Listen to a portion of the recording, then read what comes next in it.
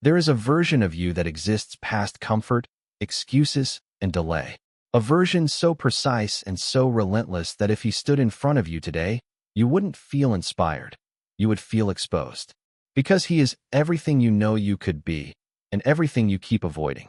Most people misunderstand discipline completely. They think it's about morning routines, meal prep, and productivity apps. They are children playing with toys. Real discipline is not a system. It is not a habit. It is an execution. It is the cold-blooded assassination of everything inside you that whispers, maybe tomorrow. It is the ability to look at your own biology, your own evolutionary wiring that screams for comfort and safety, and to spit in its face. It is psychological warfare, and you are both the general and the enemy. Niccolò Machiavelli understood something that modern self-help gurus will never tell you. Virtue without teeth is just decoration. Goodness without power is just weakness wearing a costume. He wrote for the strategists, the architects of empire, the men who understood that the world does not reward the pure of heart. It rewards the relentless. It rewards those who can be both fox and lion, who know when to deceive and when to destroy. And the first empire you must build, the first territory you must conquer with absolute brutality, is the 6 inches between your ears. When you become truly disciplined, something changes in how people perceive you. They don't just respect you. They recalibrate. They sense something predatory. They see a man who has stopped negotiating with his own weakness, and it triggers a primal recognition in them. They understand, on an instinctive level, that you are playing a different game. You are no longer controllable through the normal means, flattery, pressure, temptation, fear. You have become something else, something older, something harder, and that terrifies them. Because a man who cannot be manipulated by his own mind cannot be manipulated by anyone. You are here because something inside you is dying. Not physically dying, but spiritually hemorrhaging. You are exhausted by your own inconsistency. You are disgusted by the gap between who you know you could be and who you see in the mirror. You are watching others build empires while you are still building sandcastles. You wake up with ambition and you go to bed with excuses. You make promises to yourself in the morning that you betray by noon. The cycle is killing you. The loop of motivation, followed by execution, followed by collapse, followed by guilt, followed by a motivational video that starts the whole pathetic cycle again. You want to know how to break out. You want to know how to build a mind that is bulletproof, a will that is unbreakable, a spirit that is immune to the soft poison of modern comfort. I am going to show you. But understand this. This is not self-help. This is self-surgery. We are going to cut out the weak, dependent, emotionally volatile part of you with surgical precision. We are going to apply the ruthless, blood-tested philosophy of Machiavelli to your daily existence. We are going to build something that scares you. By the end of this, you will understand why being liked is a liability, why being predictable is a weakness, why comfort is the enemy, and why being feared, not through violence, but through the sheer force of your discipline, is the ultimate form of freedom. But you have to listen closely, because the secret isn't in what you add to your life. It's in what you are willing to burn to the ground. Phase 1. The extinction of the voice. Most men are not men. They are echo chambers. They are billboards. They are performers on a stage they never asked to be on, desperately seeking applause from an audience that isn't even watching. Machiavelli famously observed, "Everyone sees what you appear to be, few experience who you really are." This is not just political advice. This is survival strategy. The average man tells everyone everything. He broadcasts his intentions like a radio signal. He announces his diet on Monday. He posts his workout on Tuesday. He declares his new chapter on Instagram before he has written a single page. He is seeking validation for effort he hasn't even expended yet. He wants credit for the journey before he has taken the first step. This is why he fails. He releases the pressure before the explosion. He opens the valve before the steam has built. He is asking the world for permission. Is it okay if I become this? Will you still love me if I change? Stop asking. You must become a ghost. True discipline requires invisibility. It requires the dark. When you are constantly verbalizing your goals, you are not preparing to achieve them.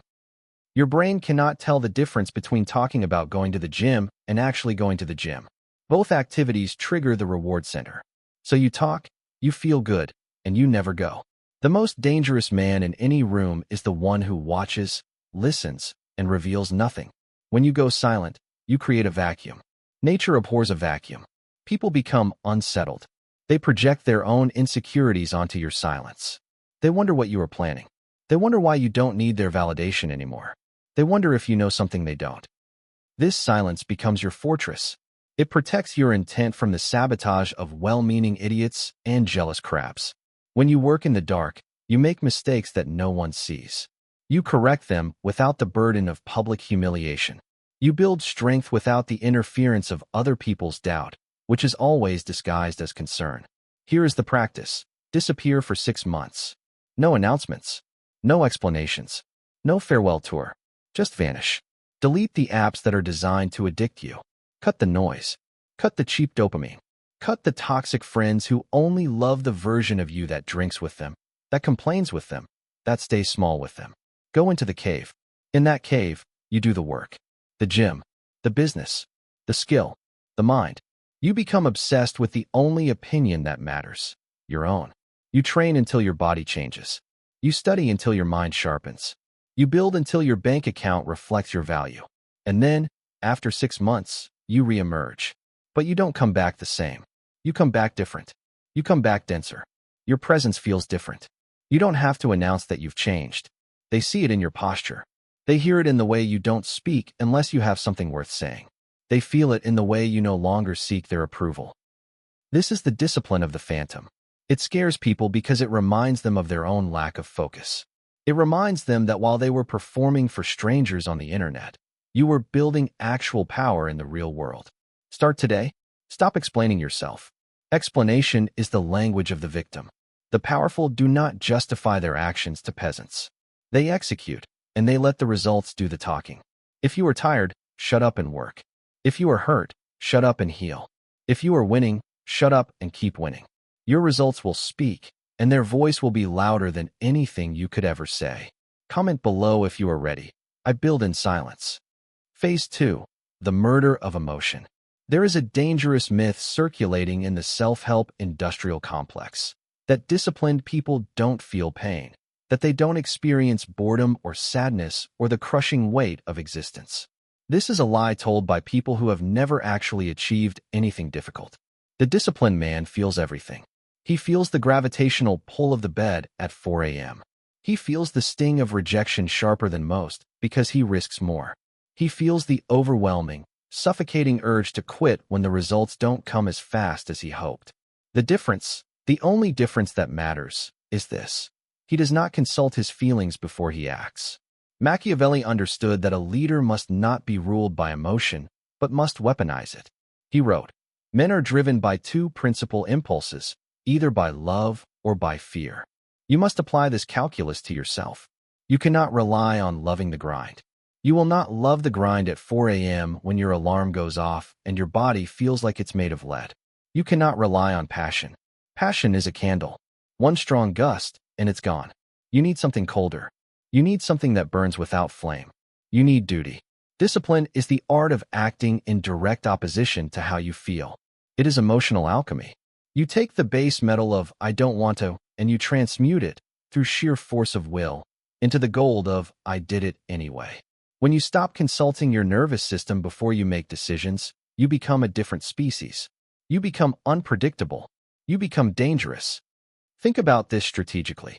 If your enemy knows that you only fight when you are motivated, when you are feeling good, when the conditions are perfect, then all they have to do is wait. Wait until you are sad. Wait until you are tired. Wait until life punches you in the mouth. Then you are defenseless. Your productivity is conditional. Your power is fragile. But if you are the kind of man who works harder when he is miserable, who trains harder when he is heartbroken, who focuses deeper when he is angry, you become immune to circumstance. You become a glitch in the matrix. People look at you and think, "Why isn't he stopping? He should be broken by now.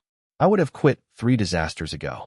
They don't understand that you have severed the connection between your emotional state and your operational output. You treat your emotions like weather. You might look out the window and see a storm. You acknowledge it. It's raining. I feel like shit.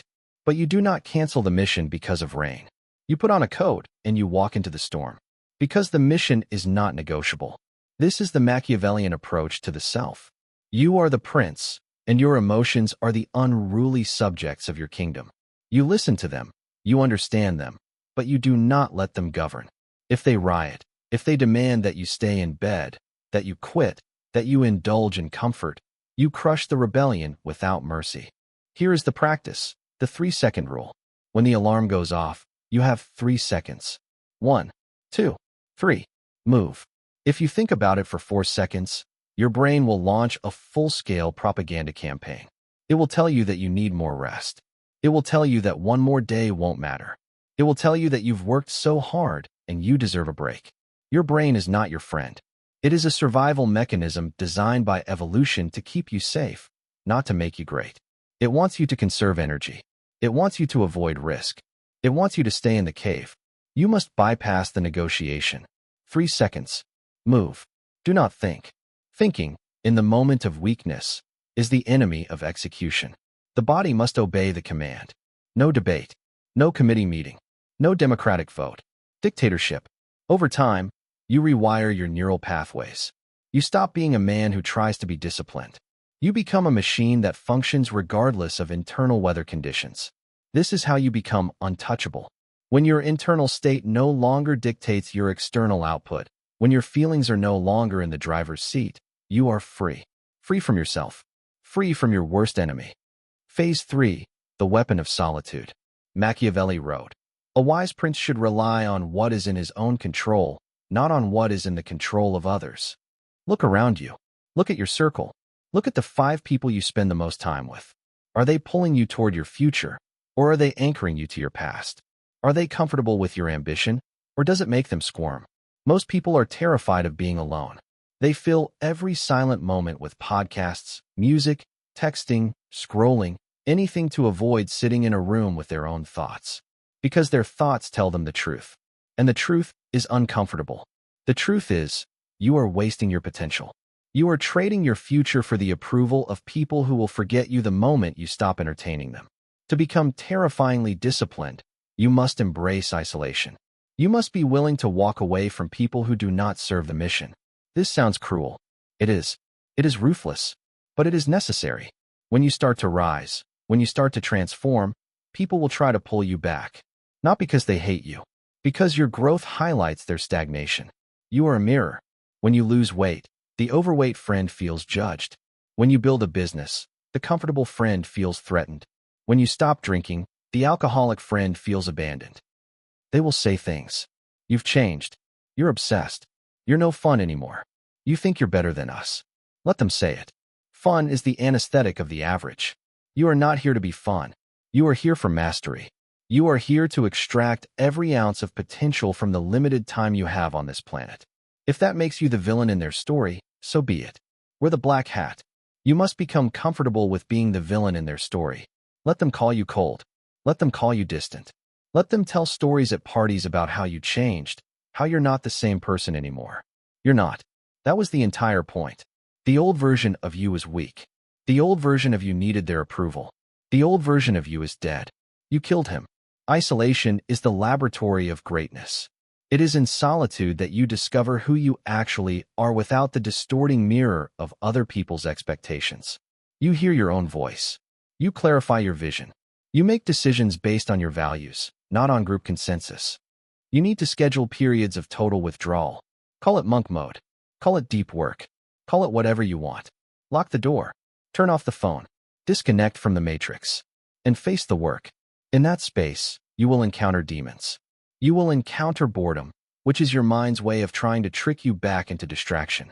You will encounter anxiety, which is your nervous system's protest against growth. You will encounter the voice that tells you this is all pointless, that you should just go back to being normal. And you will fight those demons. And you will win. And when you emerge from that darkness, when you walk back into the light, you will carry a confidence that cannot be faked. People sense it immediately. They sense a man who does not need them. And ironically, paradoxically, that is exactly what makes them want to follow you. The man who is comfortable alone is the man everyone wants to be around, because he is the only one who is not trying to extract validation from them. He is not trying to take anything. He is full. Phase 4, the power of the unreadable. Machiavelli advised that a leader should never be entirely predictable. It is much safer to be feared than loved, because love is preserved by the link of obligation which, owing to the baseness of men, is broken at every opportunity for their advantage. But fear preserves you by a dread of punishment, which never fails. How does this translate to personal discipline? Simple. When you are undisciplined, you are predictable. People know you will quit. They know you will complain. They know that if they apply enough pressure, you will fold. You are easy to manipulate because your weaknesses are visible. You wear them on your sleeve. You broadcast them. When you become disciplined, you become a glitch in their reality. You stop reacting in predictable ways. Someone insults you. Instead of getting angry, instead of defending yourself, you pause. You look at them. You say nothing. And then you go back to work. They don't know what to do with that. They were expecting a reaction. They were expecting you to engage. Your non-reaction is more powerful than any comeback you could have delivered. A crisis happens. Everyone panics. You don't. You analyze. You assess. You execute. You lose money. Instead of crying, instead of complaining, instead of blaming the economy or bad luck, you rebuild. Quietly. Systematically. Without drama. This lack of reaction is terrifying to manipulative people. They rely on your emotional volatility to control you. They push buttons and you jump. They provoke and you respond. When you remove the buttons, when you stop being a puppet, they are powerless. Your consistency becomes your weapon. Imagine a man who shows up every single day. He doesn't complain. He doesn't brag. He doesn't post motivational quotes. He just executes. Year after year. In silence. In the dark. Building. You cannot stop him. You cannot discourage him. You cannot distract him. That man is terrifying because he is inevitable. He is a force of nature. He is a glacier, slow and silent, but crushing everything in its path. You want to be that man. You want to be the force that cannot be reasoned with, cannot be bargained with, cannot be stopped. This is not about being aggressive. Aggression is reactive. This is about being implacable, unmovable, set in stone. This requires you to kill the part of you that craves sympathy. Stop telling people your problems. Stop posting about your struggles.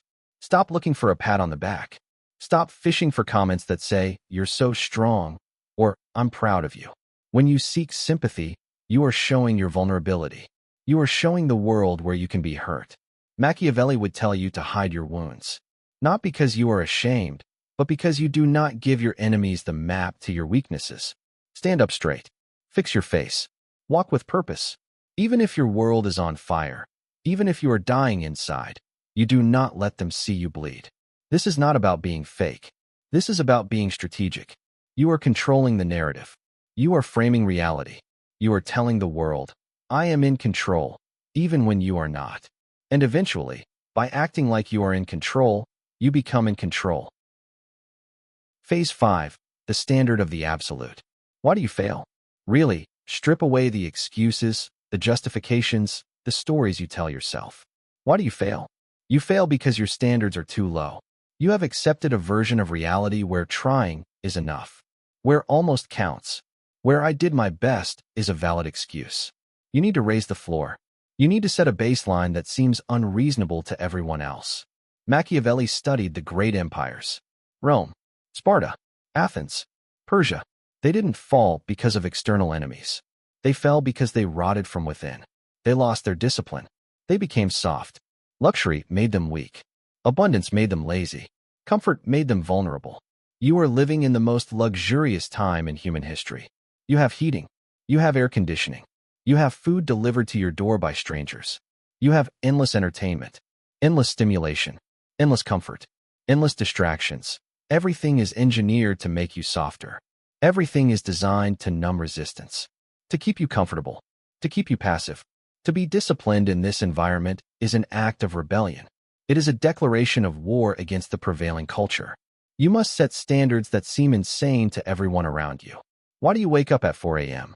Why do you verify every detail? Why do you refuse to eat that? Why do you work when everyone else is relaxing? Because I am not you. That is the internal monologue. You don't say it out loud. That would be arrogant. You just live it. You let your actions speak. When you hold yourself to a standard of absolute excellence, when you refuse to compromise, when you refuse to make excuses, You expose the mediocrity of everyone around you. This is why they resent it. Your existence challenges their excuses. If you can do it, why can't they? It's easier for them to call you obsessed, to call you crazy, to call you extreme, than to admit they are lazy. Let them. The Machiavellian man does not lower himself to be understood by fools. He does not dumb down his standards to make others comfortable. He forces the world to rise to meet him, or he leaves the world behind. You must become ruthless with your time. Time is the only resource you cannot regenerate. Every second you spend arguing with idiots on the internet, every minute you spend scrolling through feeds of people you don't even like, every hour you spend worrying about things you cannot control, is a second, a minute, an hour you have stolen from your future empire. Guard your time like a dragon guards gold. Be inaccessible. Be brief. Be direct. Be ruthlessly efficient with your communication. When people realize that your time is expensive, they stop wasting it. When they realize your attention is rare, they value it. Discipline creates scarcity. Scarcity creates value. By becoming so disciplined that you are almost mechanical in your execution, you elevate yourself out of the competition. Most people are competing in the amateur bracket. They are fighting over scraps. The air is thin at the top. If you can breathe there, but you can. You will. Phase 6. The execution of the old god. This is the hardest part. This is where most people fail. This is where you have to hold a funeral. To become the person who scares them, you have to kill the person you used to be. You have to assassinate the old version of yourself. You have to look at the man in the mirror, the man who needs to be liked, the man who apologizes for having ambition, the man who plays small to make others comfortable, and you have to put a bullet in his head. Machiavelli said, "There is no avoiding war. It can only be postponed to the advantage of others." You are at war with your past self. If you do not kill him, he will kill your future. He will sabotage you. He will drag you back into old habits. He will whisper in your ear when things get hard. Just take a break. Just one drink. Just skip today. You've worked so hard. You deserve a reward. You must be merciless. You are shedding a skin. It is painful. It is bloody. It leaves you exposed and raw. But it is the only way to grow. The snake cannot become larger without shedding its skin. You cannot become more without destroying who you were. You might lose friends. You will lose friends. You might lose a romantic partner. You might be misunderstood by your family. They will say, "What happened to you? You used to be so fun. You used to be so easygoing." This is the tax you pay for greatness. Do not complain about the tax. Just pay it. Because on the other side of that death is a rebirth. A version of you that is leaner, meaner, faster, smarter. A version of you that operates on logic, not emotion. A version of you that sees the world as a chessboard, not a playground. This new you is scary. He scares you a little bit, doesn't he? Good. He should. Power is always frightening. And you are building power. Not power over others. That's tyranny. That's ego. But power over yourself. That is mastery. That is majesty. When you walk into a room with total self-control, when you have mastered your impulses, when you have conquered your weaknesses, you vibrate at a different frequency. People sense it. They don't know what it is, but they know you are not like them. They yield. They make space. They treat you differently. Not because you demand it, but because you embody it. You have that look. The look of a man who has seen the abyss and didn't blink. The look of a man who has fought his demons and won. The look of a man who has conquered the most dangerous territory, his own mind. There is no greater victory. As the Stoics knew, as Machiavelli knew, as every great warrior and philosopher has known, the man who conquers himself is greater than the man who conquers 1,000 cities. The aftermath. What happens when you win? So what happens when you commit to this? When you truly embrace this path? When you become this disciplined, this focused, this relentless? The noise stops.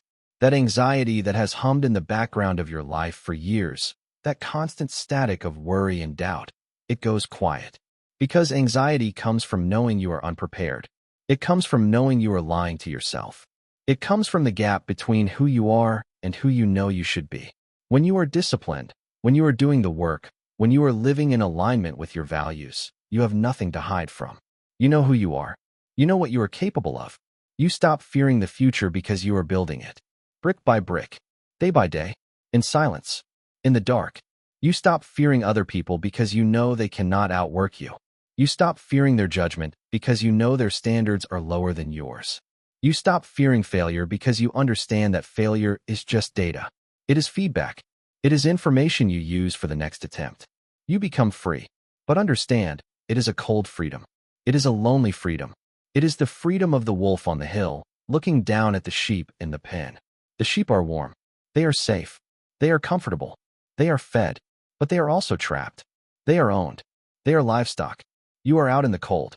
You are exposed to the elements. You are hungry. But you are wild. You are free. And that is the choice you have to make today, right now, in this moment.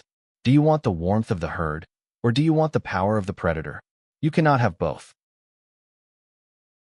The final truth, your fortress. Machiavelli wrote his philosophy in exile. He was stripped of his position, tortured, cast out from the city he loved. And in that darkness, in that isolation, in that pain, he wrote the words that would change the world. He didn't need applause. He didn't need recognition. He needed the truth. Your discipline is your truth. It is the only thing that is truly yours. They can take your money.